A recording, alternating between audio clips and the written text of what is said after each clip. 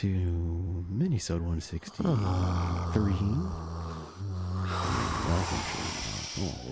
We're a little Chilluminati. Oh yeah. I missed you. You know, it just doesn't make it any better. The more you No. do it, the longer you do it. It isn't one of those comedy bits where it gets funnier over time.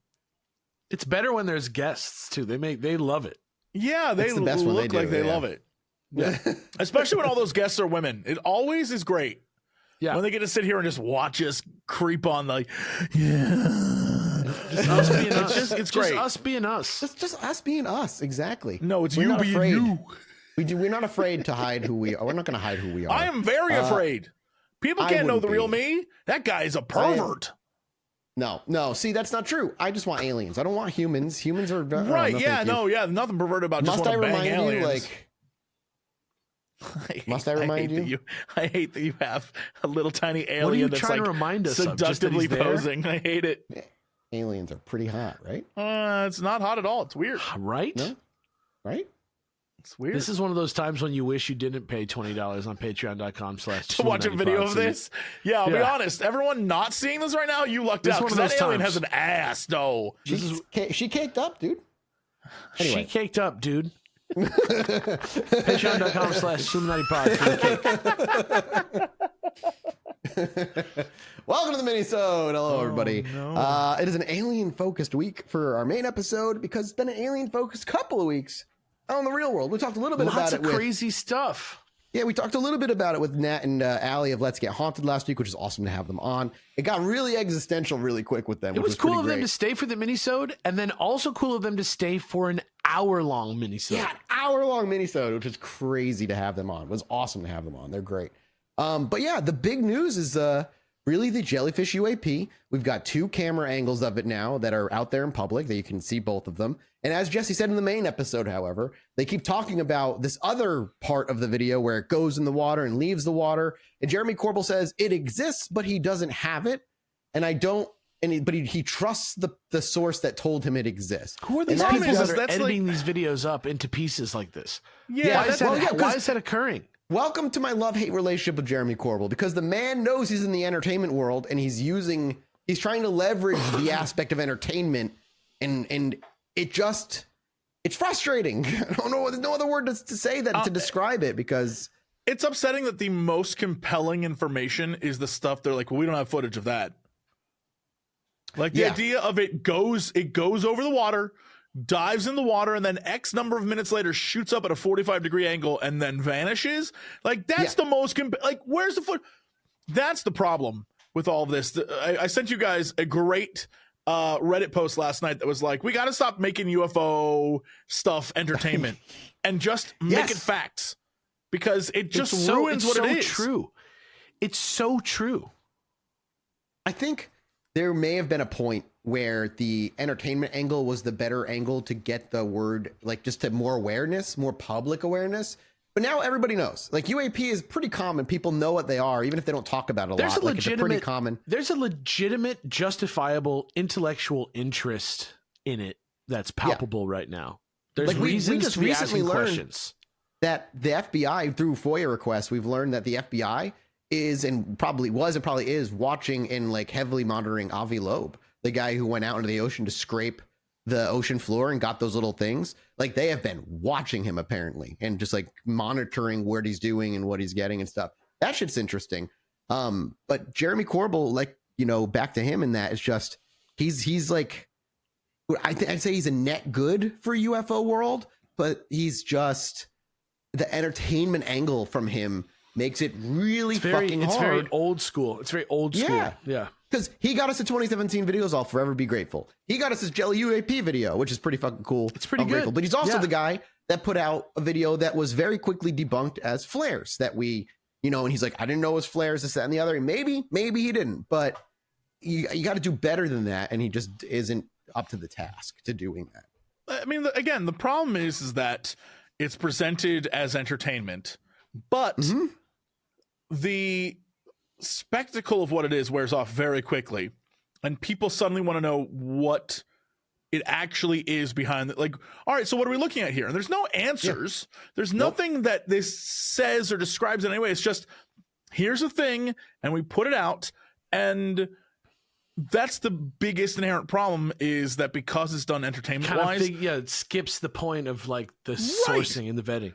Yeah, and unfortunately, because of what this footage is, there's only so much to look at for so long before you're like, okay, and what?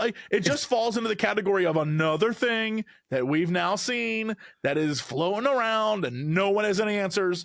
And after a while, it's kind of just like, okay, but like, what are we going to do? You can't say, well, we have all this other information, but no evidence of that. You know what I mean? That sucks. That's going to continue to suck. I wholeheartedly agree with you. It's that whole fucking aspect of it of like tease kind of disappointment. I'm not saying the jellyfish UAP is not impressive. It's weird, but we don't know what it is. Sure. But if we had that video of it going into the water and then leaving, that it would still be just as unknown. But now we have even more like context of its capabilities to go, okay, what the fuck is that? Like a creature? Is it a ship? What is it? It worries me that things like this have the same vibe as, I think everyone either knows someone or has been this someone, where you tell a story, and as you're telling the story about that time you did whatever, you realize you're losing people's interest, and so you throw a little flub in there, just like juice it up a little bit. And that's the vibe I get from this, which is we have this footage and it's good footage, but there's nothing interesting. It's just footage. And then it's like, but there's this other stuff though, like you can't see it, but it's like it goes in the water and then it shoots up and then it disappears. Like it has the exact same vibe, and it makes me just now really that's worried. the legend. That's the legend of that thing. Like now it is a suit of armor. Now it does go in the water, even though we don't actually have any evidence of that. And I can't think of any reason to even have brought that up, to mention it. Why not just present the video footage that you actually physically have as it is? Right. Like, why do we have to play the game? Because Jeremy Corbell himself says he doesn't have the footage. He doesn't have the water footage. So why are you even bringing it up? Let it go. Leave it alone. Because now you just sounds juicier. It sounds more interesting. Yeah. It gets people more excited. But it should do is add more doubt, or make you be weary as to why it's being quote unquote kept away for whatever reason. I will say I've watched plenty of videos. We've talked about this last week. Sure. I've watched plenty of videos where they've gone through and they've looked at the footage that exists and the other angle. I guess there's another angle of it. And they've looked at all the footage and everything you guys are saying about like, well, we can't detect any sort of like emissions from it and like all that stuff. Everyone's like, yeah, no, it's all, we're reading it as something. We just don't know what it is. Yeah. And again, fascinating stuff if they approached it scientifically, but even those things are done by like YouTubers who are doing it for entertainment purposes. Sure. And so it just is so frustrating because everyone's got like bum dun dun dun dun dun dun dun dun, and it's like them looking at it like, what if it is? And I think I saw maybe one or two people that actually did it normally instead of like, yeah. We live in the era of content. Everything has to be content. Everything has to be content. Everything has to be your minute to get big real quick, you know? This is like science. If this is science, science doesn't need to be content. I don't know. It's just frustrating because I think we're at that point, and I know you both agree with this, that, you know, all right, we get like everyone is like, okay, yeah, and I think we all just want more. And when you keep trying to sell it to us as the exact same vibe as like Alien Autopsy in the 90s, then people are not going to believe you less. They're going to care less if it's got a goofy vibe to it. Absolutely. And I mean, even on a smaller scale, when it comes to Corbell, him and George Knapp's podcast, Weaponized, which, you know, it's varyingly good and bad. They've also done that same thing where they tease up to the episode. They've got this huge photo they're going to drop, and they drop it, and it's a fucking nothing. And it's just nothing. It's happened multiple times with Corbell and Knapp over their podcast. So it's another of those like, just stop. But he can't, like you said, it's sensationalization for the sake of sensationalization. Does he have some sort of mission statement? Like, is there some? So he said I don't know what I think he does, because he says the footage that we got to see, him and George Knapp have had for years, and they were spending years verifying, you know, where it came from to make sure it is what they said it is, where it comes from a military plane. It's military footage. It is this weird thing that they can't figure it out, and that it was buried. So once they were able to finally verify it, they released it, which is what this whole thing was. And today the DOD came out and, like we said in the main episode, kind of made the same statement they made in 2017, which ended up eventually 2 years later, them admitting that, yeah, no, that was real, kind of saying that again today, which adds veracity to what these things, that it is at least a government video from a government device, but it doesn't mean it's aliens. It doesn't mean we don't know what it is. And you pair that with the SCIF meeting that happened as well. The SCIF meeting is the most compelling thing of all, because they're not saying anything, but they're like, we got new information. It made us go, what the fuck? Yep. And we have to go and we have to walk away really fast. Gotta go. Yep. On both sides of the aisle too. It was that from the Democrats and the Republicans. Basically what we know is Grush was finally able to get a closed door hearing with him. And he gave names. He gave names like he said he was going to. He gave the name of, we know Lockheed Martin is one, because somebody came out on Twitter and just straight out named them. And a couple others that supposedly have debris or some sort of remnants of what these things are, and that they've been working on it for a long time. We don't know the details. He gave people to contact. And we also learned that Grush in 2020 or 2021, while he was still part of the government, pitched the idea of what would become the AARO that we have right now. It was named something different. I sent you guys like all of that in the text of like what the name of it was. And then what that whole pitch that he gave them eventually became the AARO. And then Kirkpatrick was put in charge of it, not Grush. But I think Grush was already gone by the time that was put together. And beyond that, like, yeah, the other thing that we, like, one of the senators, one of the Congress people came out is like, you have to keep in mind, Grush keeps saying it's not ET. It's more interdimensional is the word she used to the press after she was walking out. And if that's true, I mean, maybe, I don't know. I don't know. What she said was like, she wasn't like, I think it's interdimensional. No. She's saying Grush's words. She was like, he is just very careful to say that it's not aliens and always says that it's interdimensional. And that's all I have to say about that, because that's all I know about that. Yeah, pretty much. Yeah, go ahead, Jesse. Sorry, I don't know. I mean, it's interesting to have the topic change from aliens to interdimensional. Mm-hmm. Just because it's one of those things where that could mean anything, right? It could have any sort of meaning. I don't know where you take something like that, because it is, I would say, to be honest, if I'm being real, because we always talk about this and I think about it often, that like, imagine if you're just an average citizen, right? And you only know kind of, what's going on in your day-to-day life and your work and stuff, and you're taking care of your kids. And the assumption of aliens, right, is that I think most people would agree the universe is massive, and the idea of aliens existing is a possibility. And if aliens are here, like, okay, like, we'll deal with that. And if you're very religious, you could say like, well, God can do anything. So like, aliens, sure. The concept of an alternate reality, I think, is far more dangerous and scary. And if that's what they're hiding, I think that's far more interesting, because the idea that on our doorstep of perception is we just have to open the door and we're someplace else, and they're already messing around with us, and we have no concept of that. And how do you explain that both religiously and philosophically and all that stuff to people that, I mean, sure, multiverse is a vibe, but sure, that's not like that. That's not a different, like, different dimensions is a whole other can of worms that people, I don't know that they grasp. And you're dead on in that, like, a lot of the talk of the past few months, especially as Grush, not necessarily just Grush, but like prior to holidays and everything kind of went quiet.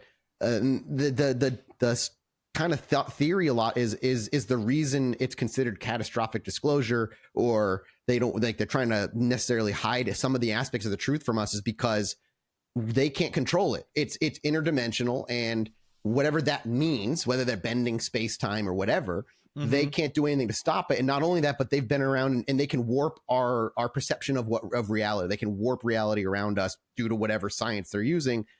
That changes. I mean, like, we can't stop them. The idea that they maybe have been floating among us, imperceivable to us for thousands of whatever years, that they're not coming from another nuts and bolts planet, but they're like dipping in and out of higher dimensions or reality, whatever. Yeah, that stuff is so like it seems like it's really easy to comprehend something like that, But and it's that not, it like though, it- really, and that it 'cause- like makes sense. But like the way that they're talking about it, it seems like they fully comprehend. And I don't think that something from a second dimension that we can't grasp is like something that they would be this confident about. I don't know, but I just watched that 15-minute long video and none of them were like shaken to their core like Jimmy No. Carter. You know what I mean? No, they a lot of them were like, we moved the needle. We can move forward. We have like a That direction. also could be that they just don't have all the information. You know, like it also Yeah. could be the fact that this is a simplistic example, but fish live in a fish world doing fish stuff, and we exist around them, and we can pluck them up, and we can mess with them, we can do whatever we want, Mhm. and it makes you question whether we we think of ourselves as humans as very self-centered, like we are the alpha dog of our existence. And when you pull out, it could easily be that we are those fish and we don't know anything of what's going on. Like it could be a stick figure thing. Like they don't have a concept of a third dimension. Like we wouldn't Right. either. And the fourth, fifth, eighth dimension, whatever, they could be running the show, and we're just like a weird pocket dimension of like, oh, those guys, whatever, bro. Like Right. who knows? Like we could be I'd be nothing. fine with that. I'd be fine being the garlic dimension. But you know that, what I mean? I Yeah, think, right, compared to right, all the yeah. other, like, oh, this is why shit goes down. People are always like, well, if aliens come, humanity's gonna like be rocked to the core.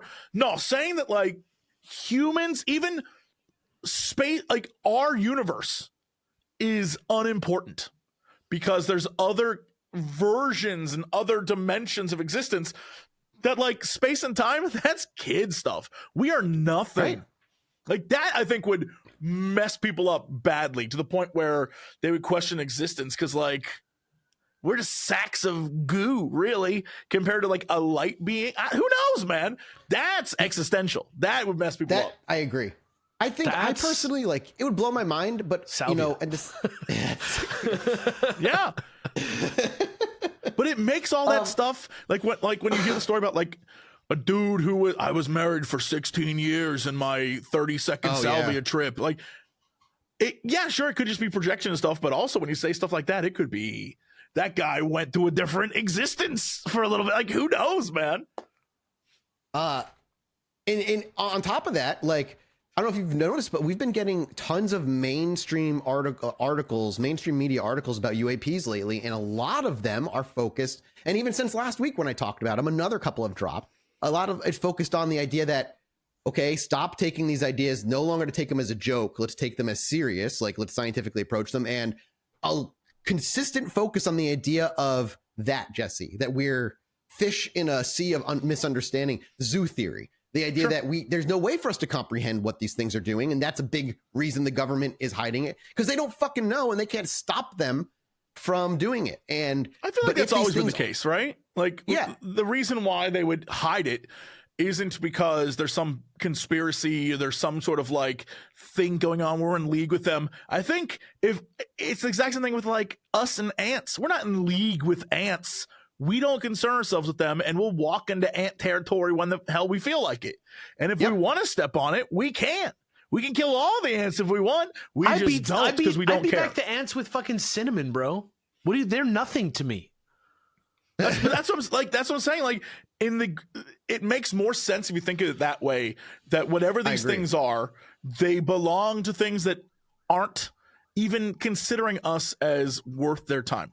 They're here, they're looking like an ant colony, maybe. They're looking in and they're like, all right. Out of curiosity. And then they But do you fly. think that squares with what we're seeing? In a way, I think it does. In a lot of ways, I think it does. I don't necessarily think, ants is a great comparison, but closer to like fish, I think is better because they get scooped up and tagged. And if we are going to take the abduction scenarios as at least 1% or 0.1% of them is true, it's closer to them treating us like animals. They don't have Why any the secrecy? Why the secrecy then? Why the national security secrecy? because if the government truly cannot stop it, they cannot literally do anything to stop it. You want the government to come out and say, all this shit is happening. We don't know, like if it's interdimensional, but we can't do anything because The government's the world will be like the whole point of a government at its core is to protect you. its people. It just doesn't. I get that, but that just doesn't square to me. with what like behavior I've seen like on the part of these skiff like. Well, because I think you have two different factions in the government: the younger people who are more interested in getting to the truth, and maybe the old guard that have just been hanging around for decades since like the 60s. But the young group still wants to maintain power. Like I agree with Alex. That is a flaw in the whole thing, where it's like even the young people want to be become the 75-year-old who's still in Congress. You know what I mean? Well, like they want to be there for 30, 40 years. So why would they give up the power by saying, oh yeah, there's actually these guys that run everything and like we don't really do anything. So like just elect us again. You know what I mean? Like why would they do that? Yeah, I mean, I guess the other answer is actually that it's not necessarily the government themselves, but the people like Lockheed Martin that are keeping it from the government and keeping it for themselves as best they can. Business industrial complex is a whole. But now we're talking about technology. But now we're talking about technology again, and it's like which I think also eventually trickles out to us. I think that's what it feels more like to me than any sort of like that they just have technology that if we knew they had would just like, based on how everybody's behaving. That's how it feels to me. It doesn't feel like the secret is like existential. Like it doesn't seem. It doesn't seem to me like the senators are walking out of these meetings like. Like sure yeah, but it's just interesting that that's the case. And I don't know, it's interesting because we know that the idea of NHI are mentioned constantly, and he I think in the hearing he said that he believed that he was told rather, and he also keep we'll get to that in a second, but like we might have biological remains somewhere. And when I say he's been told, it's not like Grush has one dude feeding him information. It's a bunch of people that came forward to Grush across different agencies to bring it forward when he was in a position, because remember his position was the UAP research position, so people were coming. I understand that. I get that. Not to say that it's believable, but it's not just. I just want the idea of one dude is feeding him everything. That's not the reality, right? No, I just think tens of millions of dollars are being wasted, right? Like, yeah, that's the big thing. The Congress people came out is like, it is clear one way or another. Millions and millions and millions of dollars are being funneled to something that we do not have access to. And to me, that speaks a lot more to follow the money, research and actual technological developments, more so than like we have a secret about the nature of reality that we need to keep. Well, why can't it be both? What if these? I'm not saying it can't be both. I'm not saying it can't be both, but all the challenges and all the things that everybody has been talking about so far in the SCIF hearings are a lot more about being frustrated that the paper trail is compartmentalized, being aware that a lot of money is being spent on something without a lot of answers, and not a lot about like, I don't want to talk about that for matters of national security. More just like, I don't know what the fuck this is. It doesn't seem to me like they have been learning anything earth shaking. That's all. It goes more to what Grush's like testimony is, in that it seems like a lot of what he's saying is, here's things I've been told, like you were saying, Mathis, but also I have no real evidence of the more outlandish things. So let's stick to the things that are tangible. And the so things they that can can act be on. Explaining why Alex is in like the idea of, okay, we're going to follow the money and do this. That makes more sense because at the end of the day, it really is about what you can do. You know what I mean? And if the angle of attack is, okay, well, we know we're spending this money. How are we spending it on what? Instead of, there are these things that fly through the atmosphere that we can't stop or control. Like, why would you even talk about it then? Like, why would you even address it? Like, yeah, you're right. Like 100% correct. Like the things they can be actionable about are Lockheed Martin getting these things where they can actually hold hearings and push, following the paper trail, following the money, which will eventually lead to the truth, whether it is government tech that is just super way beyond what we thought we had, or if it is something that we don't understand. Following the money is going to give us the result one way or another. And also, if something is going to drive us all insane, right? If there is a piece of information out there that's going to cause the downfall of society if it gets out, maybe if you learn that piece of information, your plan is not to disseminate that information to everyone as readily and as broadly as this. Do you know what I mean? If you thought there was a risk. Oh, yeah. No, I mean, society also crumbling, you might not be so on board for that. The interdimensional thing is something we've talked about in the past, and it fits a lot with like just a lot of what we're learning about like science as we progress, but also like the way these things seem to act as like nonsensical, the way they move, the way they can sometimes shape change, which is really weird. What if the Matrix theory is correct?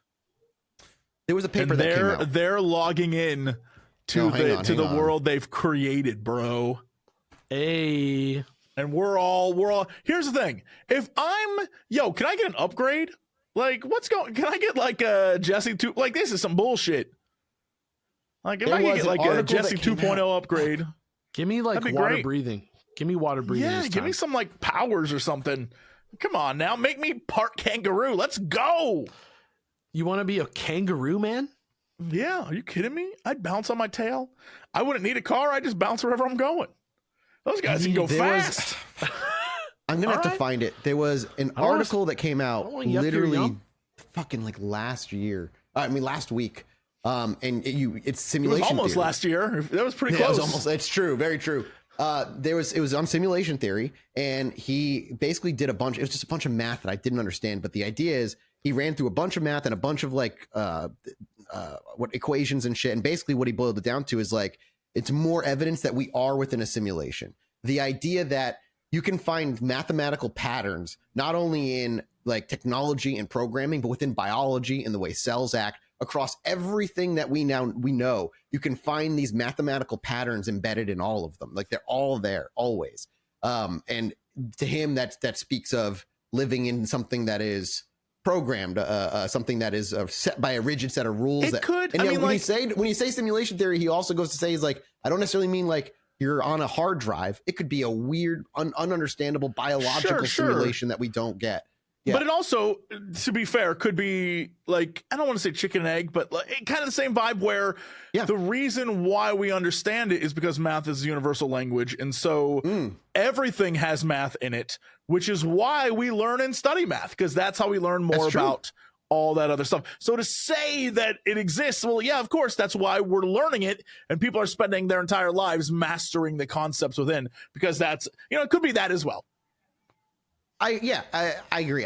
He spoke in a language I didn't fully like. The math I didn't understand. Nerd language. And 3 days ago, The Guardian released an article that said that's titled, quote, "It only takes one to be real and it changes humanity forever. What if we're being lied to about UFOs?" And like just like articles like this are just popping up on mainstream media and shit. It's worth thinking about. You know what I mean? Is. It's worth entertaining. That's all. There's not real facts in front of you, though. Just you know what I mean? There's not definitive facts in front of you.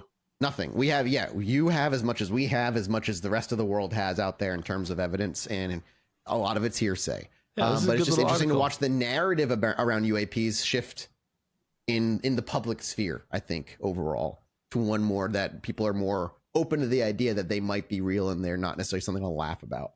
Yeah, I wonder when there's going to be like do you ever think about a tipping point where society becomes so interested in UFOs that rather than the truth, people just are like, yeah, they exist, they're here. Like, that seems like a very politician-y thing. You know what I mean? Like, everyone's so interested in an answer that someone's like, yeah, I've seen them, I know, yeah. And everyone's like, oh, okay. Like, you know what I mean? Yeah, I feel like we might be approaching that kind of tipping point. I don't know, though. I mean, it feels just doesn't necessarily mean they're here, but then you just say it because, like, it feels very 1875. It feels very 1906. Like guys talking about dinosaurs or some shit. Like there's so much ego. There's so much like fucking, bravado around it. There's so much competition. There's so much like money floating around. It's kind of gross, but it's like, I don't know. It's like a new idea. It's like a new concept, and we're settling it like the Wild West. So of course, we always do. It's not like math. It's not like somebody just figured out some new math problem and everybody like there's like, hundreds of years of like math establishment around it to like contextualize that discovery and kind of vet it and make it all make sense in the world of math. UFOs, it's still fresh, it's still new. Like we didn't have this conception of this for a long time. So there are hucksters out there. What's this? All these. If you look at this picture here in this article of Grush sitting at this table, and like who's behind him, like the various different figures in UFO-ness that are behind him, that like even just me, like give me like looking across, give me different emotional reactions to seeing different faces there. Some make me angry that they're there. Some I'm like, well, yeah, that guy deserves to be there. Some a little bit of both, and I didn't see that picture. Now I'm looking at it. I'm just like, yo, this is goofy. And if you think about this picture, and then you think about like those pictures of like those like paleontologists standing outside in front of the like dinosaur skeleton that they just pulled out of the ground that they have no idea what the fuck it is, and they got the thumbs on upside down or whatever, and they're they're making up new dinosaurs. It's the same shit. It's the same exact shit. It is the same kind of shit. But eventually we got the dinosaurs. We figured them out. Right. True. And it makes, and again, it go into that idea of like, if we're sitting on, it makes sense if it is interdimensional, why we just don't understand any of this shit, and the government doesn't want to tell us because we don't fucking know. We're holding the skeleton of the dinosaur upside down and saying we've got it figured out. You know, we don't know any shit about it, and it's fascinating. But yeah, the UAP world's like back in the spin of things, and it's interesting to hear what's coming out. That's kind of my topic for Minisode today, and it kind of took up 30 minutes, so I don't know if you guys even brought anything. I did, but it's fine. We can save it for next time. Save it for next week. Yeah, all right, cool. Well, thank you guys so much for over here at patreon.com for supporting us, and for those in the public watching this like a year later, maybe we're living in a world where the jellyfish is from the 5th dimension. Who knows? I want my own Anubis floating mech tech. We'll see you next week. Thank you. Bye. Bye-bye. Bye.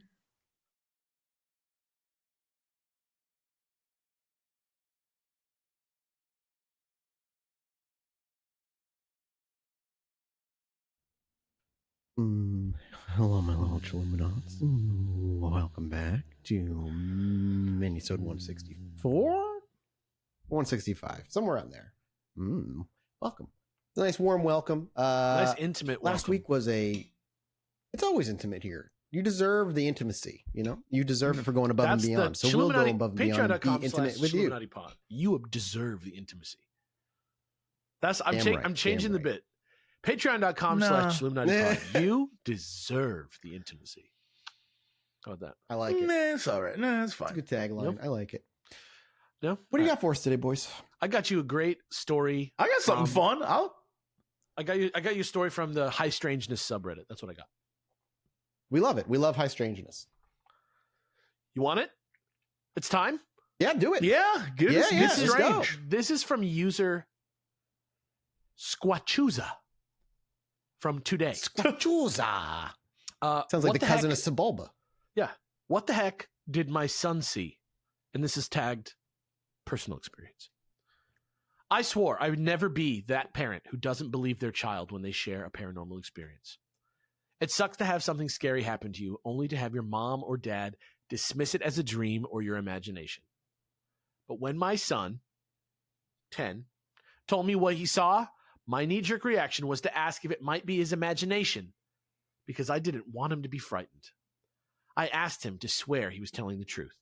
He's not one to make up stories in the first place, but he swore this is what he saw, and he's still pretty terrified. He was sitting in the living room and heard a noise coming from the hallway. It was a flapping, crinkling sound like a tarp. He saw a tall black figure wrapped in this tarp. He said it wasn't a shadow. He could see light reflecting off the black material. As a 10-year-old boy. He described it as a tarp because of the crinkly noise it made. It wasn't flapping freely. The tarp was stuck to the body, and he could see the shape of the head, neck, and body. He couldn't see the feet, but he said it floated by. It wasn't walking. He saw it glide/float across the hall, presumably from my room, and it went into another room and out of sight. Has anyone experienced something similar to this? We call it Black Tarp Man. What the freaking heck is this? My son is already terrified to sleep in his room because a lot of weird noises happen in that room. I've heard the sounds as well. I can share these in another post if people are interested. I normally don't get frightened of anything, but the last 3 nights I freaked myself out thinking, what if I look up and see Black Tarp Man next to the bed? Then I cover my head with the blankets like I'm 5 years old. Now, the reason I brought this up is because I was just reading this earlier today, and it did remind me of an episode that we did on here with Pat Contry as the guest. If you guys remember when we did that medium musician house in San Diego with him. Yeah, where you saw like something down the hall. Well, he was talking about in his life, there was like a family story about like a black, crinkly sort of like shrouded figure over somebody who was sleeping. And then they scared it or kicked it or something, and it went and flew, not walked, like through the wall. So I don't know. I That's heard this interesting story. that it's like similarities. Yeah, I heard this story, and it literally reminded me of that story so much that I thought I would bring it up to you and connect those two things together because I just thought it was so freaking crazy. I can't find anything online that even relates to something even remotely similar. And I've been looking, and I got nothing. Well, I have Obviously, some don't comments. just type in Black Tarp Man because that gives you nothing of value. It's not. Yeah, I can no. imagine it gives you much. That's not the like cool 4chan cryptid name that it sounds like it could be. Right. Black Tart Man. Yeah. So I got some comments I want to read also to this article or to this post. Yeah. First one's from Kinoid, who says, "Whatever it is or whatever you plan to do, if anyhow possible, try to empower your boy and give him something to diminish that fear. Like do craft a, quote, magic weapon together, where you take an object, some toy or maybe, and then imbue it with mum love or something, telling him that love always beats fear and that no monster can harm you then. Of course, if you are both religious/spiritual, you can also include that." I just want to say for the record, that's the winner. That's the best possible answer that you could give a child, that you could it leads to a creative craft with a parent. That's so good on a billion levels. I love that. That's cool. Yeah, I like that. Yeah. So the next comment in that same thread says, it's from Canada, who says, excuse me, who says, "I'm a big fan of teaching people how to make the Reball resonant energy balloon from the Gateway tapes. My friend said that it really helped with their sleep paralysis, night terrors, and surprisingly, IMO, day-to-day stress from work." And then, I don't know what that is, but you can look it up, a Reball resonant energy balloon from the Gateway tapes. And then Space Cowboy 78 replied to that and said, "Mine looks like a see-through yellow photon torpedo with biological lines on the back. Hardly a balloon." And then Cananada said, "Okay." Yeah. So, Reddit's still Reddit, but Yeah, Reddit's still being Reddit. Yeah. That's a cool story, though. Creepy as shit. And I like that it does line up with somebody we've had on before, that like story. That usually rarely happens, I feel like. yeah. UFO Nodder says, "A black figure with a detailless form is not uncommon. Here's a few different depictions, and maybe you can show these to him and see if any of these line up to what he saw." And so I have this. I don't know how useful these are as Okay. like visual aids. I'll post the link to you guys in the chat, and you guys can tell me and kind of describe what's being seen here. None of them are super. Okay, so the first one looks like, imagine if a gimp. Meryl Streep in the movie Doubt.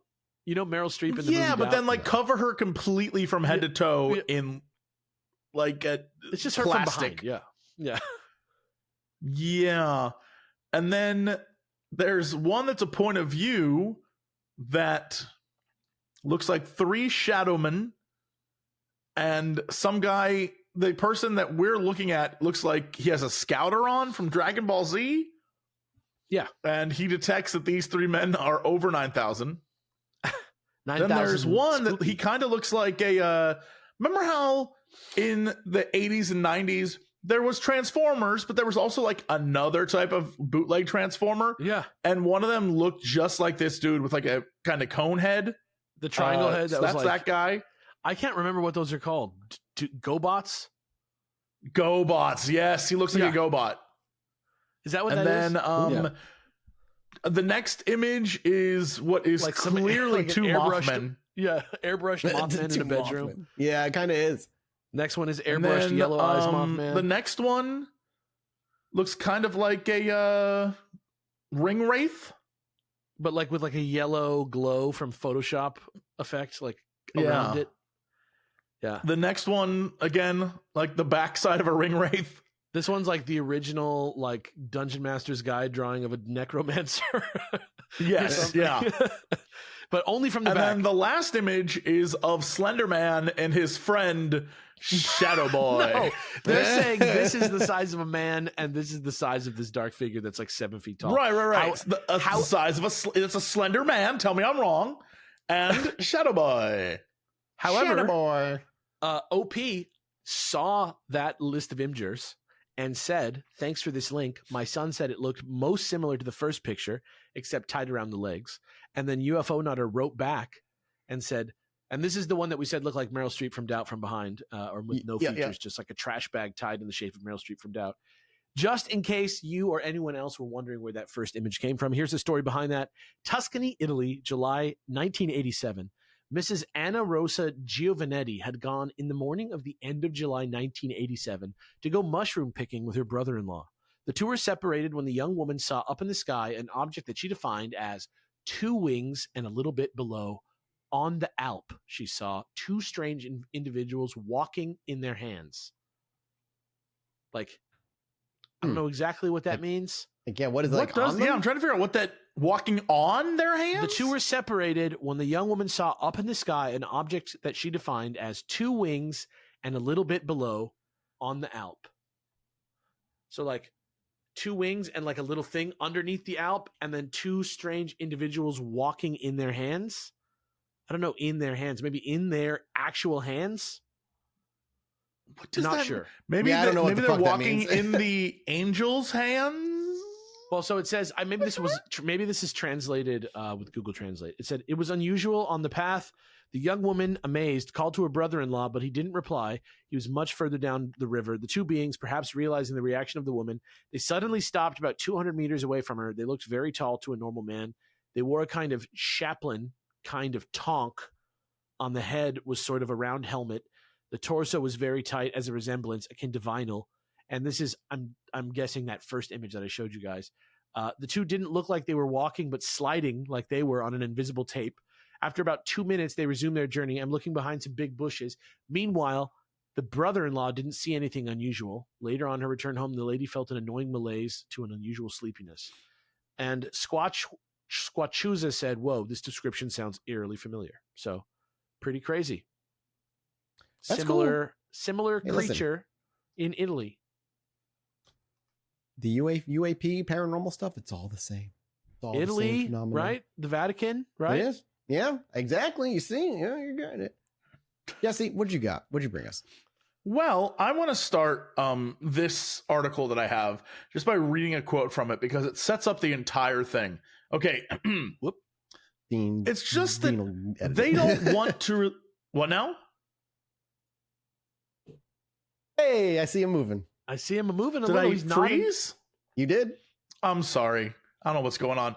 Anyway, I wanted to start today by reading you a line from this article just to set up the whole thing because it's absolutely crazy and it's super fun. And this could be the future. I don't know. I don't know what's about to happen here. Here we go. Okay.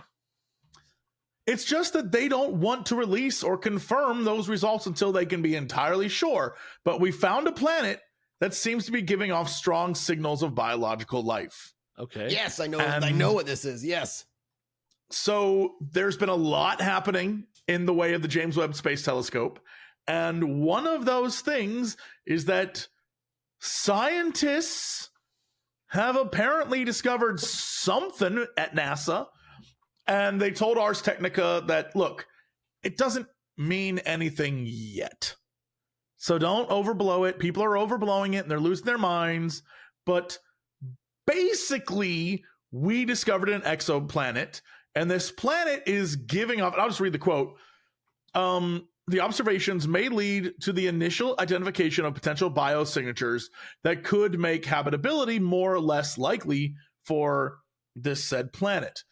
Essentially, due to the James Webb Telescope's, pretty near mythic capabilities, the telescope detected potential biosignatures on exoplanet K2-18b last year, a suspected ocean world around 8.6 times more massive than Earth and about 120 light years away.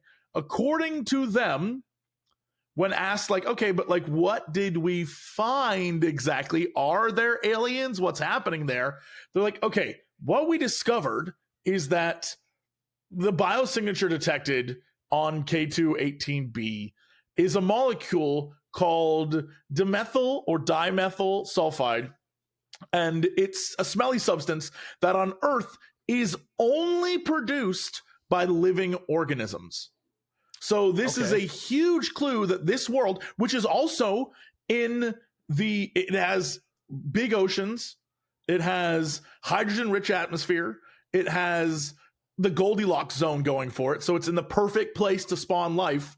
And they're saying, based on all of this and the fact that we're detecting this molecule, like, if there's anywhere where we're positive life would be, it would be here. They have no evidence of it yet other than that information. But they're like, we're going to run some more tests. We're going to do some things. Trust us. We're not trying to hide anything. We just have no answers for you yet. And I'm like, that's cool. It's super cool, man. Because like, even if you think about like in the way that the James Webb Telescope works and the way we operate, we're still very much like just picking, it's needle in a haystack stuff. Like to find a planet that is, able to do life and has signs, that's still so fucking hard to find. The fact that we find one is cool and maybe indicative that they're hopefully more common. We just, it's hard for us to fucking find planets because there's an infinite number of them out there right now. And they're also saying, look, the dimethyl sulfide, it can be produced without living organisms, but on Earth, it's only produced by living organisms. Right. So it gives us the potential for it to be there, but it doesn't mean that's the case. I wonder what they have to do, like what next test they want to do to like see if it is, because like they detect it now. What? How much is it? Maybe I don't know. I mean, the first thing I would do is turn every sort of like radio wave detecting satellites. I'd put all of our focus right there and like, let's find out together. All the countries of the world, let's go. Let's figure it out. There's got to be other tests, and I'm sure they know this that we don't. Yeah. There's definitely other things they can do to figure it out, because again, when SETI or all those different programs, they're just sweeping the sky.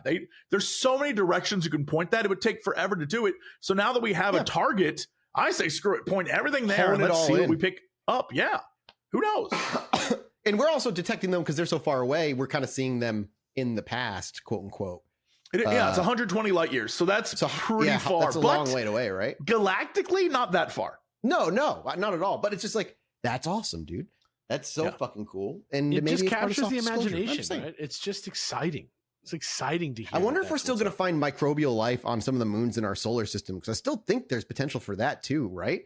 Like on some of the moons around Jupiter, there's a couple that have like just like deep oceans, and like microbial life maybe is out there. Is Titan the one? That's usually the one that they talk about. Yeah, that's the one I'm thinking of. I think is Titan. I wonder if we will one day. I don't know how you even begin to detect that. That's so fucking cool, though. I hope there's something there. I hope we get to live through. I guess you have to go there, right? Like they've said numerous times that there was clearly something going on Mars in the past. Mm-hmm. It's probably all dead now, but like if that was the case, then surely other places in the solar system would have to have something. Even if it's long dead now, there's got to be something. Does that mean early in our solar system's life, there was multiple points, like multiple planets or planetoids that had life? Like, was life common in early solar system? I wonder. I mean, there's a lot of mystery because we have the fact that like we have a moon, which means at one point something hit us and knocked off a moon. Mm-hmm. We have an asteroid belt on the other side of Mars, which means like there's clearly something going on over there. Yeah. Why is that there? What happened? So there's tons of stuff that we just don't know about the history of the solar system. We can only guess, really. Yeah. It's such a cool idea. I love that. My article is a little bit more existential than that. This comes from last month. Love to have my mind blown. And we're going back into the world of AI and bioorganics. And last month, AI was made, a type of a quote unquote AI, of course, was made from living human brain cells, and was able to perform speech recognition on a basic level. I'll go over what that means here. So do that. Yeah, balls of human brain cells linked to a computer have been used to perform a very basic form of speech recognition. The hope is that such systems will use far less energy for AI tasks than silicon chips do. This is just a proof of concept to show that we can do the job, said Feng Guo at Indiana University in Bloomington. We have a long way to go. Brain organoids are lumps of nerve cells that form when the stem cells are grown in certain conditions. They're like mini brains, says Guo. It takes 2 or 3 months to grow the organoids, which are a few millimeters wide and consist of as many as 100 million nerve cells. Human brains contain around 100 billion nerve cells, to give you an idea. And the organoids are then placed on top of a microelectrode array, which is used both to send electrical signals to the organoid and to detect when nerve cells fire in response. The team calls this system BrainAware. Very imaginative. Sweet. New scientists reported in March, that's last March, obviously, that Guo's team had used a system to try and solve equations known as a Henon map. For the speech recognition task, the organoids had to learn to recognize the voice of one individual from a set of 240 audio clips of 8 people pronouncing Japanese vowel sounds. The clips were sent to the organoids as sequences of signals arranged in spatial patterns, and the organoids' initial responses had an accuracy of around 30 to 40%. After 2 days of training, their accuracy rose to 70 to 80% of being able to recognize the voice out of the 240 samples. That's fucked up. The training simply involved repeating the audio clips, and no form of feedback was provided to tell the organoids if they were right or wrong, which is different how we do AI now, because we try to positive influence AI to let them know what's good and what's bad. This is more like emulation of the software on different hardware. Yeah, I think, in a weird way. Yeah. They said this is what's known as AI research as unsupervised learning.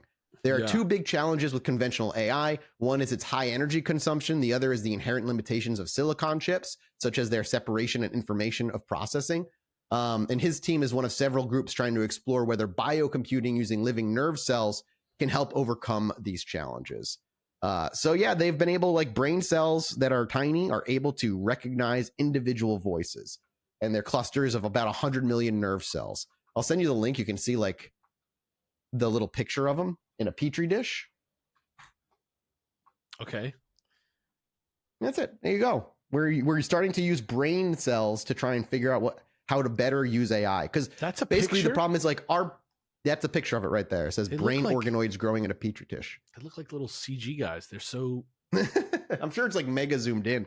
They're so purely The best way to describe this circles. for people who can't see this, it's like white dots. Dot ice cream. You ever get like a dessert or a cake, like especially a wedding cake, where they do those little sugar pearls? The ones that are just like hard as fuck. Exactly like that. Yeah. It is exactly like that. Really, like I was saying, like the big thing in AI that they're really trying to figure out is like the brain operates basically way better than a computer does at way lower temperature, and AI requires huge machines that are just generate a fuck ton of heat and require a ton of power. And they're trying to figure out how they can bring the power like load down, and they're just looking at human brains as to like how to do it. You know what I just realized?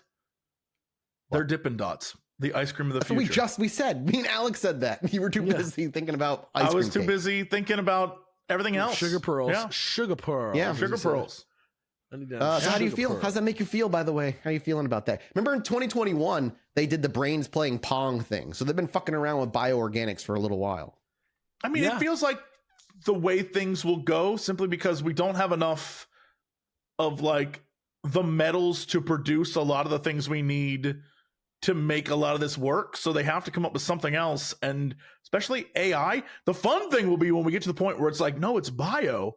So it's like a brain AI. Yeah. Well, is that a person then? And then it's like, welcome to the future. It's about to get real weird. At that point, we're debating is like cybernetic implants the next stage of human evolution? You know, like is that really what we become? And then maybe we become the Greys over time. I'm ready, y'all. I'm ready to implant stuff in me. I just don't want any of like Elon's shit putting me. No, the thing thank that's you. His unsettling, neurochips probably make me die. The thing that's unsettling to me about it is that it also kind of feels like when the Borg finally take us over, this is like proof that they can like think singularity, like us, like take us and like use our brains and like use the things that we use to think as computers. I'm all right. What if? I'll be honest, that immediately leads into like a fun conspiracy thought. What if that's what the aliens are growing us for? What if they've been ushering our evolution so that we can just become part of the great machine as a processing part? Right.